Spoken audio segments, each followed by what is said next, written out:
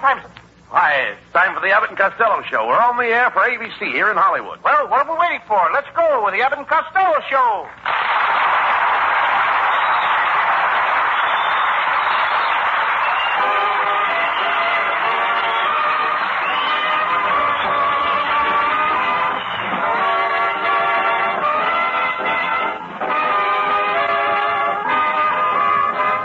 Yes, it's the Abbott and Costello Show, produced and transcribed in Hollywood for your listening pleasure with Susan Miller and Matty Malnick's orchestra. So hold on to your chairs, folks, for here they are, Bud Abbott and Lou Costello.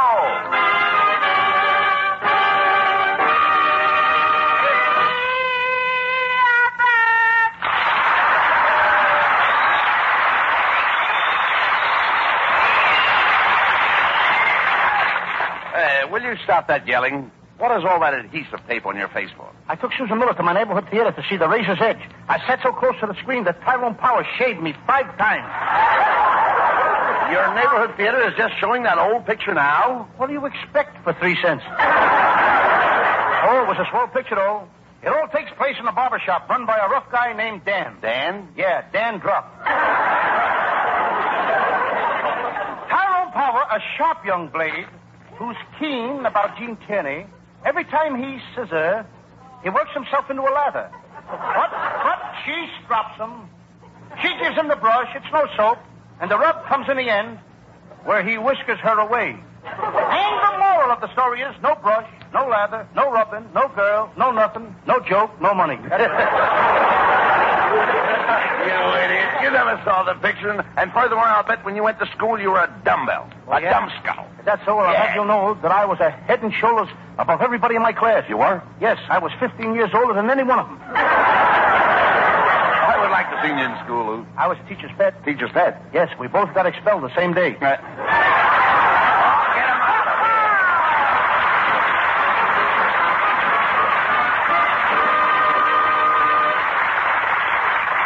Oh, they're hot tonight. So don't go away. Abbott and Costello will be back after just the time it takes to tell this. There may be a housing shortage, but tonight there may not be for some contestants on Go for the House. This is the exciting show heard every Wednesday night over most ABC stations, on which contestants can win a beautiful new honeymoon house built on a suburban lot right in their own hometown. Each Wednesday night, MC John Reed King calls 7 couples to the ABC microphone. These couples each select a room of honeymoon house to furnish and are given 7 questions to answer. As they answer each question correctly, a prize of some home furnishing goes into the house. After the 3rd question, they can take their prizes or go for the house. But to win the house, they must answer the special 7th question. Listeners also have an opportunity to win honeymoon house. For complete details, don't miss Go for the House, on the air tonight and every Wednesday night over most of these very same ABC stations. And now back to ABC's Abbott and Costello Show.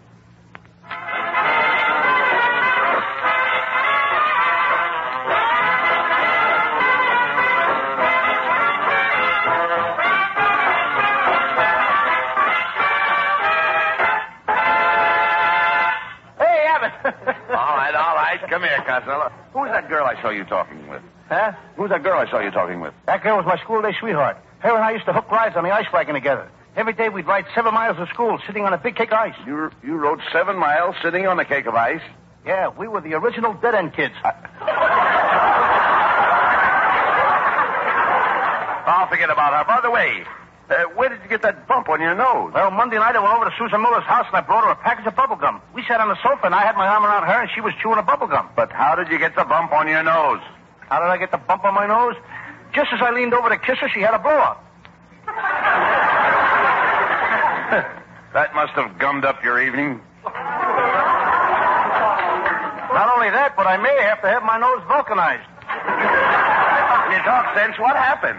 Susan dropped her bubble gum on the sofa and I sat in it. Brother, is that stuff sticky? Did it damage your clothes? No, but now I've got the only pair of pants in Hollywood with slip covers. Now,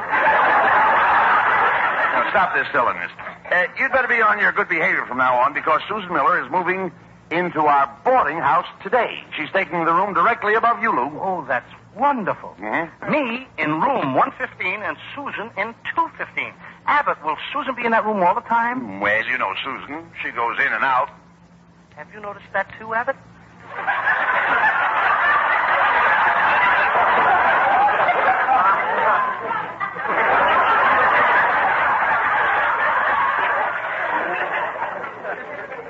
Well, anyway, Abbott, you know what I say? I say that, You better say something. I say that I'm lost. That's what I... Oh, this is wonderful. The woman I love living right upstairs. Oh, stop, Costello. You're not in love with Susan.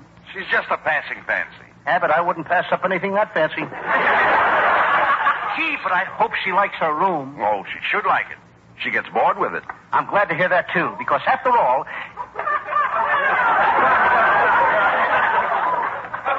What did you say? I said she should be happy. She gets bored with the room. If she gets bored with the room, then why did she rent it in the first place? She's not bored with the room. She's very happy. You just told me that she gets bored with the room. That's right. One of us is nuts. How can a girl be happy when she's bored all the time? Look, she's not bored all the time. She only gets bored 3 times a day. Where is she getting all that lumber? I'm not talking about lumber. I'm talking about board. Susan eats her board. Who feeds her all these boards? The landlady. Susan made arrangements with the landlady to eat her board 3 times a day. 30 days a month. I'm moving out of that place. Why? That Susan Miller is going to eat me out of house and home. Yes, and I'm just trying to tell you that Susan is very happy with her board and she likes her room. That room hasn't got a flaw in it. There's a cute kid. Just rented the room today. Already she ate the floor. She did not eat the floor. I simply said there was no floor in the room.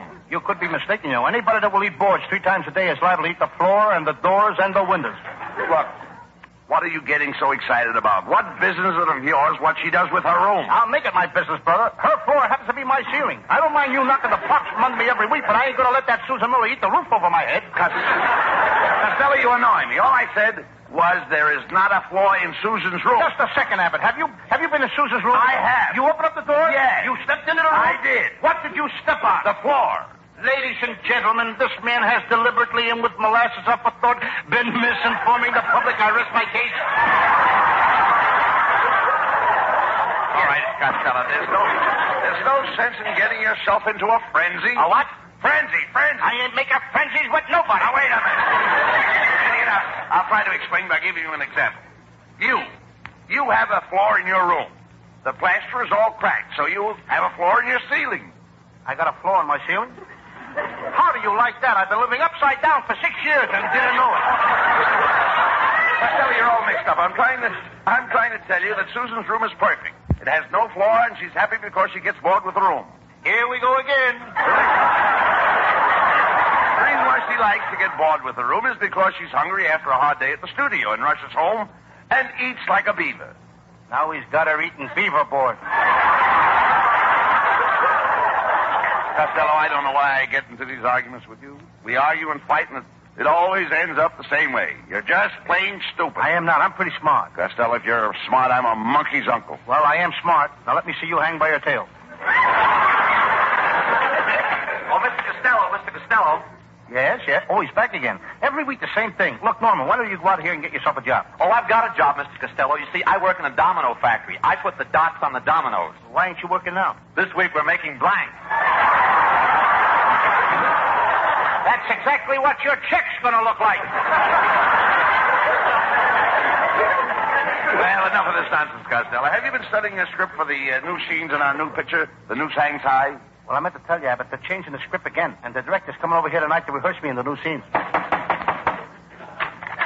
there you are, Costello. I've got the script here for the retakes on The Noose Hangs High. Now, you're going to run through it right now. In this scene, you'll play opposite the gorgeous, glamorous Lauren Bacall. Stand by, folks. There's good news tonight. So you like Lauren Bacall, eh? Like her. There's that girl that has got this and that and them and those, and if you want anything else, just whistle.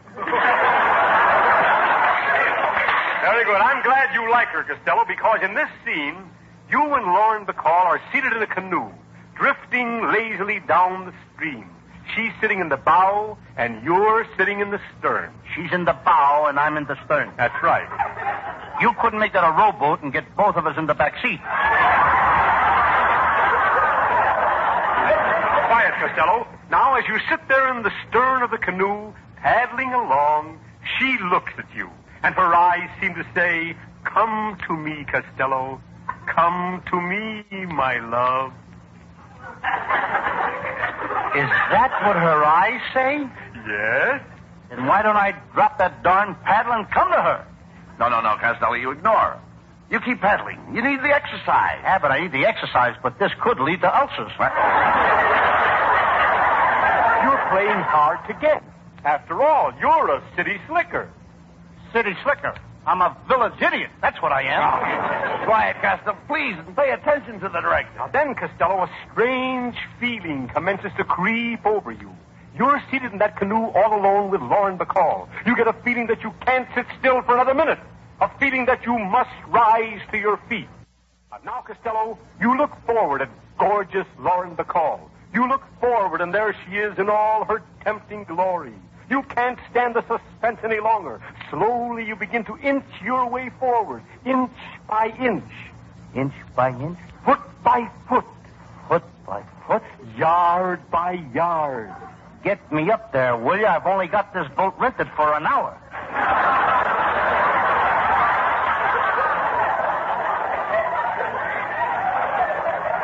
It's impossible, Mr. Abbott. I can't rehearse with this man. He's too nervous.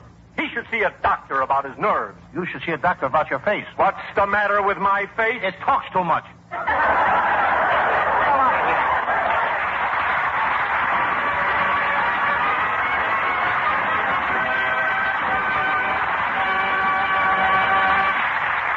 Now, while the boys are backstage cooking up the next act, let's eavesdrop on this.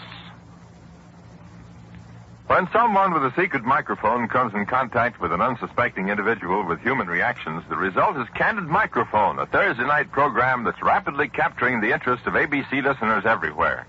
Candid Microphone is a program that tests people's honest reactions in various situations, and what they say or do is secretly recorded by a man with a concealed mic. For instance, he may ask a strange girl in the park for a date, and when she answers him, she answers candidly, not knowing she's being recorded. Or the man with the mic may record the conversation of a man in a restaurant who suddenly finds he's left his wallet in the proverbial other suit and can't pay his check. But whatever is secretly recorded does not go on the air until the man with the mic has received the full permission of the person or persons recorded. Don't miss Candid Microphone tomorrow night over most of these same ABC stations. And now back to ABC's Abbott and Costello Show.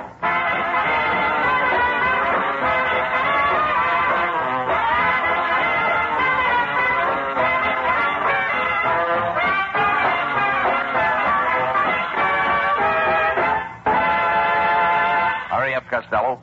We're on in just a second. That's right, Abbott, but here's a small place to show off Susan Miller. Let's get her to sing a song. Okay, Costello. Ladies and gentlemen, here's our singing star, Susan Miller, with the music of Matty Malnick.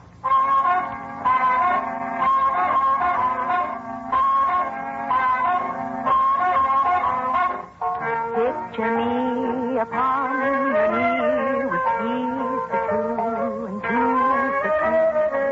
Can't you see how happy we will be?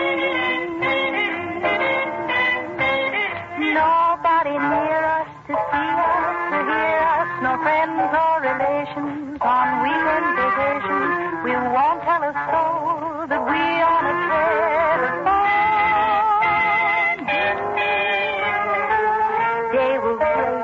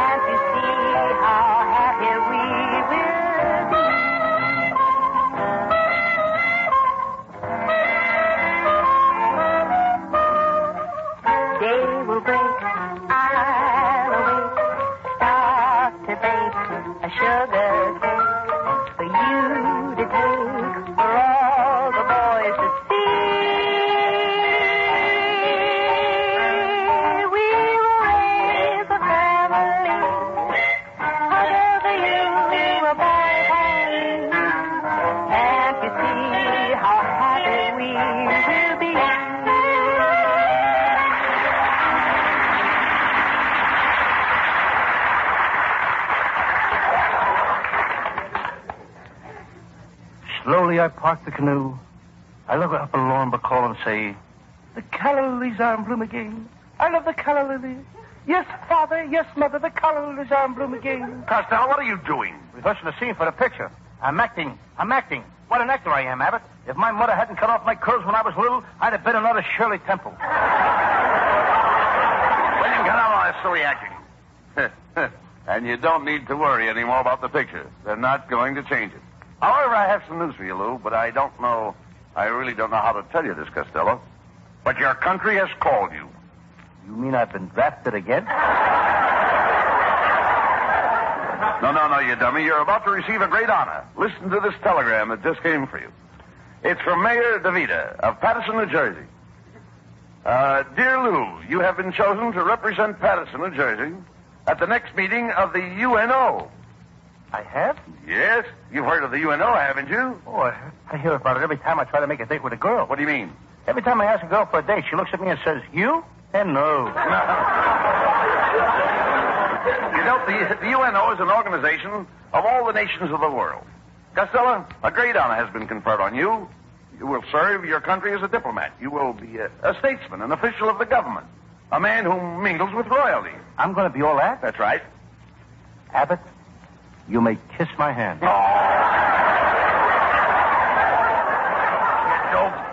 I don't know why the mayor of Paterson never chose you.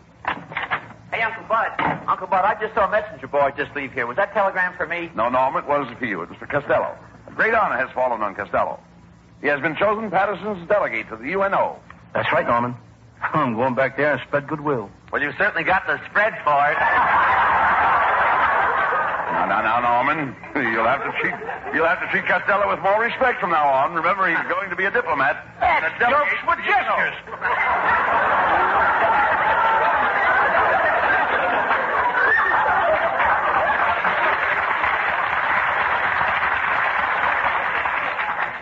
Yes, just wait till I get to Europe. They need me over there. That continent has gone back to the horse and buggy days. I'm the only guy that can fix it. Horse and buggy days? What are you talking about? Well, somebody is horsing around over there and driving a whole world buggy. You know, Uncle Bud, I don't know why they picked Costello as diplomat. I'm the boy for the job. Why, everybody says I look just like Anthony Eden. You look more like haven't eaten. Costello's right, Norman. You could stand some weight.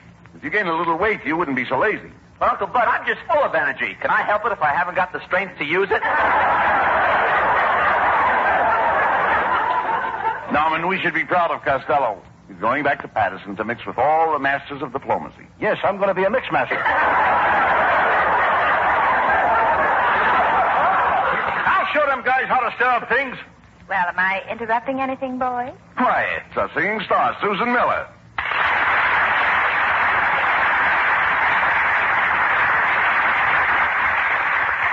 Susan, have you heard the news? Costello is to be Paterson's delegate to the UNO. Oh, Costello. What a diplomat you'll make. You're so robust, so manly, so muscular.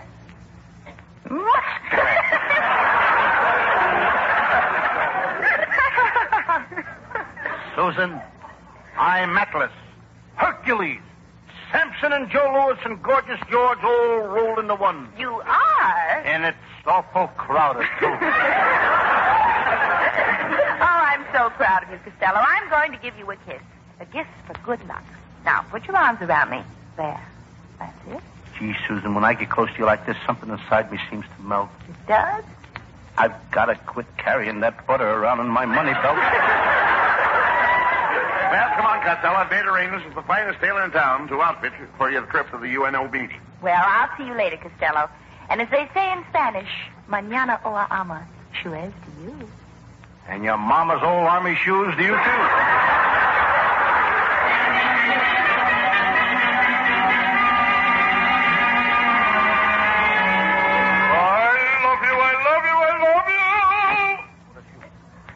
Good morning, gentlemen. Good morning, sir. Costello, this is the tailor, Mr. Sharkskin.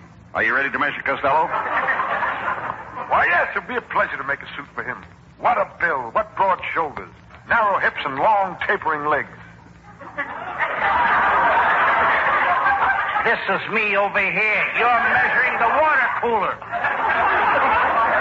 Mr. Sharkskin, this is Costello. He's the man that's having the fit.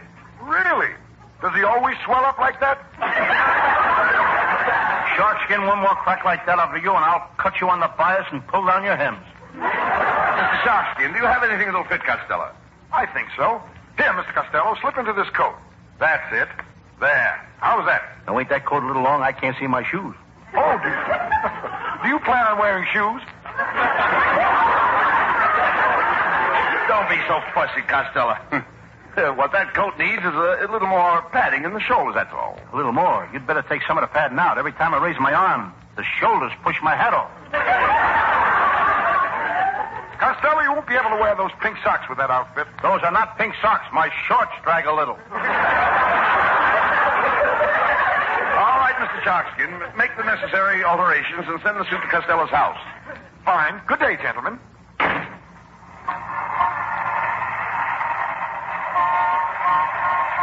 Costello, you're leaving for Patterson tonight, and we've got a lot of things to do. What, for instance? Well, Costello, you'll meet all kinds of nationalities at that UNO meeting, and you'll have to converse with all of them. That won't be hard for me, Abbott. I even speak Chinese. Let me say something in Chinese. Okay. Feature starts at 1 o'clock. Smoking in the balcony. Price is changed at 6. What kind of Chinese is that? Grauman's Chinese. You simpleton. French is the diplomatic language, and you've got to learn it. I'm taking you to Madame Fifi's French language school.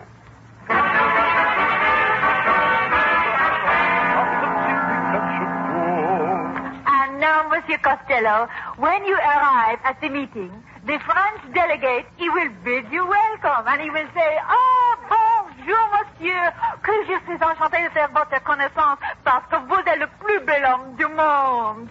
And then the delegate, he will kiss you like this. Mwah, mwah.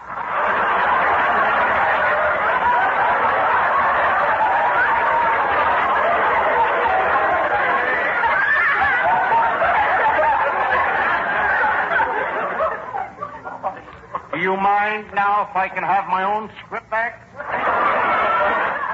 Thank you. You walk in here, you don't even shut the door. Madam Fifi, you will have to forgive me. I have a very, very poor memory. Would you mind running through that again a little slower? Why, not at all, monsieur. The French delegate, he will bid you welcome. Like this. Now, pay attention, monsieur. He will bid you welcome like this. And he will say to you, "Ah, monsieur, que je suis enchanté de faire votre connaissance parce que vous êtes le plus bel homme du monde." You see, and then he will kiss you like this.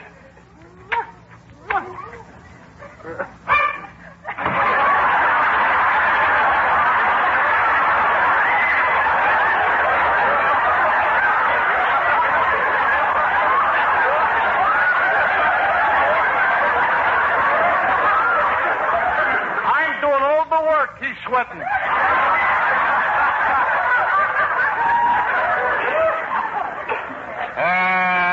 Abbott, What? do me a favor, will you? What? Run over and pick up my suit. I may have to stay after school. I think I need more lessons. You know, if you stay here and take another lesson, you may miss the plane. Abbott, if I take another lesson, I won't need the plane. I'll fly to Patterson by myself. Come, Madam Fifi, let us study.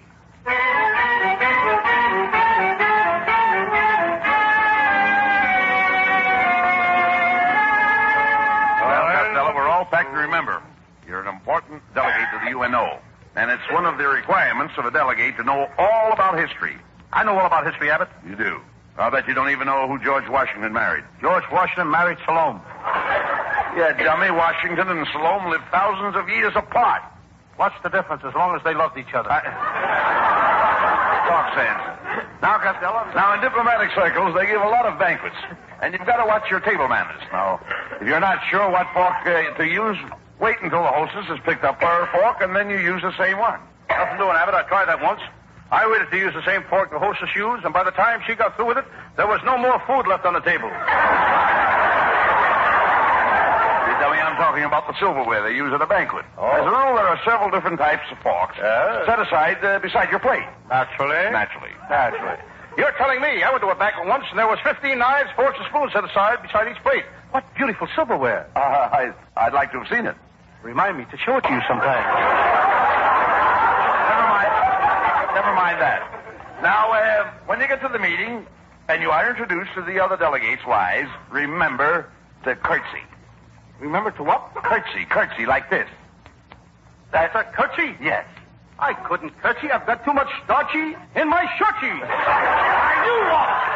Oh, I give up. Come on. Our plane leaves for Patterson in a few minutes. Now, we've got to get to the airport. You're going to be at the UNO meeting. Come on.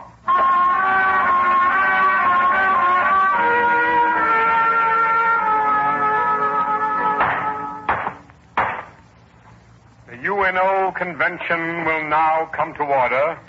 Gentlemen, this is a great year for the UNO, the Undertaker's national organization.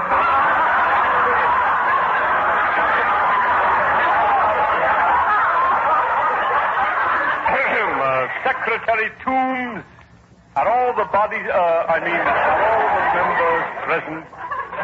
All but the stiff, Delegate Patterson, but he's due here any minute. Delegate from Patterson, huh? Greetings and salutations, gentlemen. I'm Patterson's delegate to the UNO, and it's mighty quiet in here. Let's get the joint jumping. Just pull up a slab and sit down. Brother Grave, dig that boy. A lovely thought, Brother Toombs, a lovely thought. Just a minute. Is this the peace conference? Yes, my boy, we have peace here. As a matter of fact, that's the slogan of our organization. Rest in peace. And now, Mr. Toombs, place a lily in Mr. Costello's lapel, and let's get on with the meeting. Just a second. There must be some mistake. I was looking for the UNO. There is no mistake. This is the UNO, the Undertaker's National Convention. Is there anything else you wish to say? Yes, just 2 words. What are they?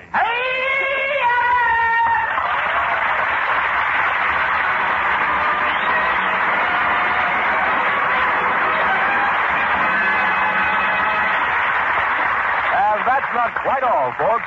Stick around a minute, and the boys will be back for a curtain call. Good news spreads fast. And it's good news that the Star Theater, featuring singer Gordon McRae, songstress Evelyn Knight, and Victor Young's orchestra, is on the air every Wednesday night over most of these same ABC stations. And what a combination of tip-top talent that means. A lilting 30 minutes of melody. Gordon McRae is a man who has a special way with a song, and he'll be singing the most popular songs of the day. Evelyn Knight, the lass with a delicate air, also has a special way with a song, especially with a folk ballad. But that's not all. Victor Young's orchestra, the Jeff Alexander Chorus, are also on hand each Wednesday night to add to the entertainment. So for a gale of time, plan to join us when the Star Theater, featuring Gordon McRae, Evelyn Knight, Victor Young's orchestra, and the Jeff Alexander Chorus, is heard every Wednesday night. And that means tonight over most of these same ABC stations. And now back for a final word from ABC's Abbott Costello Show.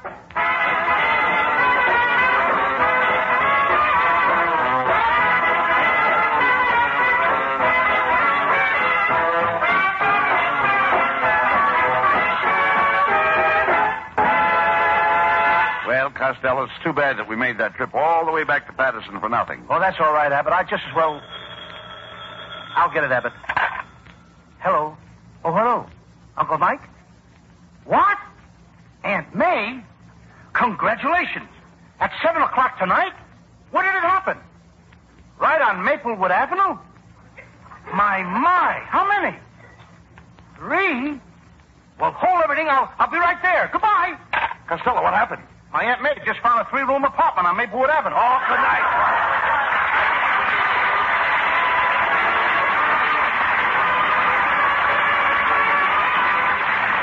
Listen each Wednesday night at this time for another great Abbott and Costello show, produced and transcribed in Hollywood by Charles Vanda, and featuring Susan Miller and Matty Malneck and his orchestra. So goodbye till this same time next Wednesday. Be sure to stay tuned for the outstanding entertainment which follows throughout the evening on this ABC station.